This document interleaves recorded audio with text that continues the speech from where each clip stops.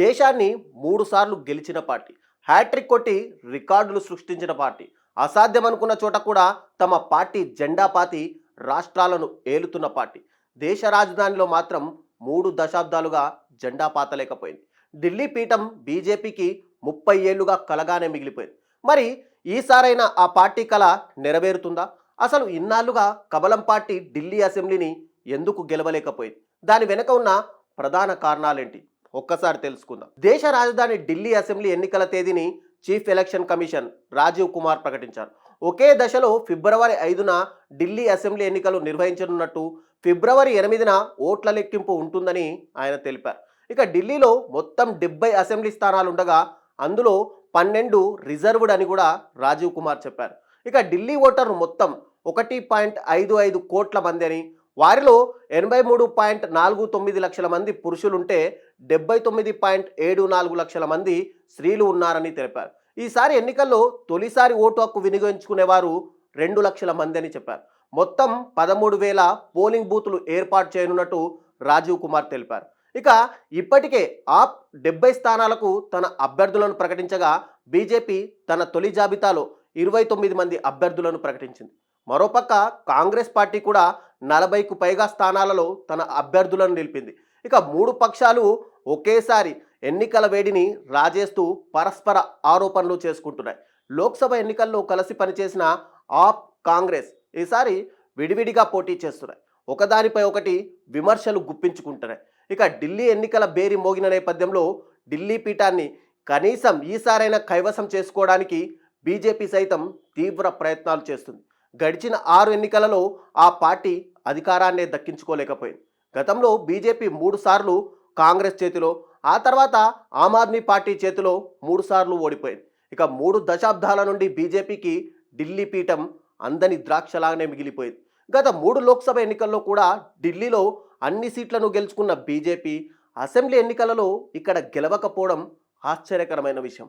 ఈ సమయంలోనే ఢిల్లీ రాష్ట్ర నాయకత్వంలో ఎన్నో ముఖాలను బీజేపీ సైతం పరిచయం చేసింది. కానీ ఎన్నికల విషయంలో మాత్రం విజయాన్ని సాధించలేకపోయింది. ఢిల్లీ అసెంబ్లీ ఎన్నికల తేదీ ప్రకటనకు ముందు నుంచే ప్రధాని నరేంద్ర మోడీ, హోమ్ మినిస్టర్ అమిత్ షా, ఇతర బీజేపీ నేతలు ఎన్నికల ప్రచారంలో కనిపిస్తున్నారు. కానీ ఇక్కడ గమనించాల్సిన విషయం ఏంటంటే బీజేపీకి స్థానిక నేతలు కరువయ్యారు. ఢిల్లీ అసెంబ్లీకలు వచ్చే నెలలో అంటే ఫిబ్రవరిలో జరగనున్నాయి. ఆ సమయంలో ఢిల్లీలో 2 ప్రధాన పార్టీలు అధికారంలో ఉన్న ఆమ్ ఆద్మీ పార్టీపై తీవ్రమైన విమర్శలు గుప్పిస్తున్నాయి. కేజ్రీవాల్ ప్రభుత్వ అవినీతి ఆరోపణల వల్ల నుంచి అభివృద్ధి వరకు పలు ప్రశ్నలను లేవనెత్తుతున్నాయి. ఢిల్లీలో కాంగ్రెస్ను ఆమ్ ఆద్మీ పార్టీ గద్దె దింపింది. ఆ ప్రభుత్వాన్ని, ఉచిత విద్యుత్, ఉచిత నీరు వంటి ఆ పార్టీ విధానాలను ప్రజలు సైతం ఇష్టపడ్డారు. ఆమ్ ఆద్మీ పార్టీ ఏదైనా వాగ్దానం ఇచ్చినా ఖచ్చితంగా నెరవేరుస్తుందని ప్రజలు భావిస్తున్నారని, అందుకే వారు బీజేపీకి ఓటు వేయరని రాజకీయ విశ్లేషకులు సైతం ఇక్కడ అంచనా వేస్తున్నారు. అంతేకాక ఢిల్లీలో బీజేపీకి స్థానిక నేతలు కరువుకోవడం కూడా దీనికి ప్రధాన కారణంగా మనం చెప్పొచ్చు. మదన్ లాల్ ఖురానా లేదా కేదార్నాథ్ సాహ్ని వంటి స్థానిక నేతలు ప్రస్తుతం బీజేపీ ఢిల్లీలో సైతం లేరు. కేంద్రంలో ప్రధాని మోడీపై ఉన్న విశ్వసనీయత ఢిల్లీలో లేదు. ప్రజలు నమ్మే వ్యక్తిని, కేజ్రీవాల్ను సవాల్ చేయగలరని భావించే వారిని పార్టీ ముందుకు తీసుకురావడం లేదు. ఇక ఢిల్లీలో ఎవరి బలం ఎంత అనేది ఒక్కసారి మనం చూస్తే చివరిసారి 1993లో బీజేపీ ఢిల్లీలో గెలిచింది.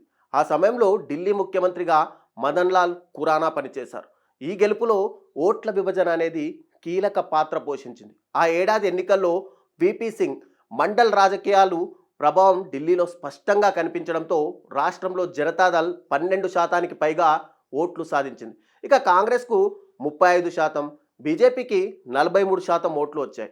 ఇక ఢిల్లీ బీజేపీ గెలుపునకు అప్పుడు ఓట్ల విభజన బాగా సహాయపడింది. ఇక 1993లో 49 సీట్లతో భారీ గెలుపు సాధించినప్పటికీ 5 ఏళ్ల కాలంలో 3 సార్లు ఢిల్లీ ముఖ్యమంత్రిని బీజేపీ మార్చింది. బీజేపీ తొలిసారి మదన్ లాల్ ఖురానాను, ఆ తర్వాత సాహిబ్ సింగ్ వర్మను, చివరిగా సుష్మా స్వరాజ్ను ఢిల్లీ ముఖ్యమంత్రిగా చేసింది. ఆ సమయంలో పెరిగిన ఉల్లిగడ్డల ధరలు సుదీర్ఘకాలంగా బీజేపీలో కంట్లో నీళ్లు తెప్పించాయి. ఇక 3 సార్లు ముఖ్యమంత్రులను మార్చిన ప్రయోగంతో 3 దశాబ్దాలుగా మళ్ళీ ఢిల్లీలో అధికారాన్ని బీజేపీ దక్కించుకోలేకపోయింది. ఆ తర్వాత 3 సార్లు కాంగ్రెస్ని అక్కడి ప్రజలు గెలిపించారు. ముఖ్యమంత్రిగా షీలా దీక్షిత్ పనిచేశారు. ఆమ్ ఆద్మీ పార్టీని రాజధాని ప్రజలు ఇప్పటికీ అభిమానిస్తున్నారు. కానీ బీజేపీపై మాత్రం ప్రజలు ఇంకా ఎలాంటి నమ్మకాన్ని పెట్టుకోలేకపోతున్నారు. ఇక 2013లో 70 అసెంబ్లీ సీట్లున్న ఢిల్లీ అసెంబ్లీలో 31 సీట్లను బీజేపీ గెలుచుకుంది. ఆ తర్వాత 2015 అసెంబ్లీ ఎన్నికల్లో కేవలం 3 సీట్లను, 2020లో 8 సీట్లను మాత్రమే పొందింది. అయితే 2014 కావచ్చు, 19, 24లో జరిగిన లోక్సభ ఎన్నికల్లో మాత్రం ఢిల్లీలో ఉన్నటువంటి 7 సీట్లలో బీజేపీ గెలుపొందింది. ఇక ఢిల్లీ అసెంబ్లీని కాంగ్రెస్ వదిలేసినప్పుడు ఆ సమయంలో బీజేపీ అక్కడ అంత బలంగా లేదు. కానీ మోడీ వచ్చిన తర్వాత ఆ పార్టీ బలపడింది. అయినా ఢిల్లీలో బీజేపీ గెలవలేకపోయింది. లోక్సభ ఎన్నికల్లో బీజేపీకి, అసెంబ్లీ ఎన్నికల్లో ఆమ్ ఆద్మీ పార్టీకి ఓట్లేయాలనే స్పష్టతలో ఢిల్లీ ఓటర్లు ఉన్నారని మనకిక్కడ స్పష్టంగా అర్థమవుతుంది. అందుకే ఈ 2 ఎన్నికల్లో ఓట్ల పంపిణీలో చాలా వ్యత్యాసం ఉంది. ఇక బీజేపీ కూడా ఇక్కడ చాలా ప్రయోగాలు చేస్తూ వచ్చింది. 2020లో ఢిల్లీలో జరిగిన అసెంబ్లీ ఎన్నికల గురించే మనం మాట్లాడుకుంటే ఆప్కు సుమారు 54% ఓట్లు వచ్చాయి. బీజేపీ కూడా సుమారు 40% ఓట్లను పొందింది. అదే సమయంలో కాంగ్రెస్ సుమారు 4% ఓట్లను మాత్రమే సొంతం చేసుకోగలిగింది. ఇక 2019 ఏడాది జరిగిన లోక్సభ ఎన్నికలనే పరిశీలిస్తే బీజేపీకి 56%, ఆమ్ ఆద్మీ పార్టీకి 18%, కాంగ్రెస్కు సుమారు 23% ఓట్లు వచ్చాయి. అయితే అసెంబ్లీ ఎన్నికల్లో బీజేపీ ఓటమికి ప్రధాన కారణం ఢిల్లీలోని మురికివాడలు, దళితులు, ముస్లింలే అని అక్కడ మనం భావిస్తారు. ఇక బీజేపీ కొన్నిసార్లు ముందుగా కిరణ్ బేడిని, కొన్నిసార్లు కాంగ్రెస్ నుంచి అరవిందర్ సింగ్ లవ్లీని, కొన్నిసార్లు హర్షవర్ధన్ని తెరపైకి తీసుకొచ్చేందుకు ఇక్కడ ప్రయత్నించింది. ఇక ఢిల్లీలోని ఎంతోమంది నేతలను బీజేపీ మారుస్తూ వచ్చింది. కానీ ఎవరిని కూడా బలమైన నేతగా జనం ముందు ఉంచలేకపోయింది. ప్రతి వర్గానికి చెందిన ఓటర్లను ఆకట్టుకునే ప్రయత్నాల్లో భాగంగా గత కొన్నేళ్లలో ఢిల్లీ రాష్ట్ర యూనిట్ అధ్యక్షుడిగా ప్రతి వర్గానికి చెందిన నేతలను బీజేపీ నియమించుకుంటూ వెళ్ళింది. వీరిలో ప్రస్తుత రాష్ట్ర అధ్యక్షుడు వీరేంద్ర సచ్దేవా, అంతకుముందు ఆదేశ్ గుప్తా, మనోజ్ తివారీ, సతీష్ ఉపాధ్యాయ, విజేంద్ర గుప్తా, హర్షవర్ధన్, ఓపీ కోహ్లీ వంటి వాళ్ళు ఉన్నారు. ఇక కేంద్రంలో నరేంద్ర మోడీ ప్రభుత్వం వచ్చిన తర్వాత బీజేపీ ఎన్నో రాష్ట్రాలను గెలుచుకుంటూ వచ్చింది. కానీ ఢిల్లీలో మాత్రం గెలవలేకపోయింది. మనం పరిశీలిస్తే ఒక్కసారి బీజేపీ బలమైనదైనప్పటికీ బీజేపీ ఎక్కడ గెలిచినా అక్కడ సాధారణంగా కాంగ్రెస్ను ఓడించి అధికారంలోకి వస్తుంది. కానీ ఢిల్లీలో కాంగ్రెస్ను ఓడించడానికి బీజేపీ కంటే మెరుగైన ఆప్షన్గా ఆమ్ ఆద్మీ పార్టీ రూపంలో ఢిల్లీ ప్రజలు ఆ పార్టీని గుర్తించారు.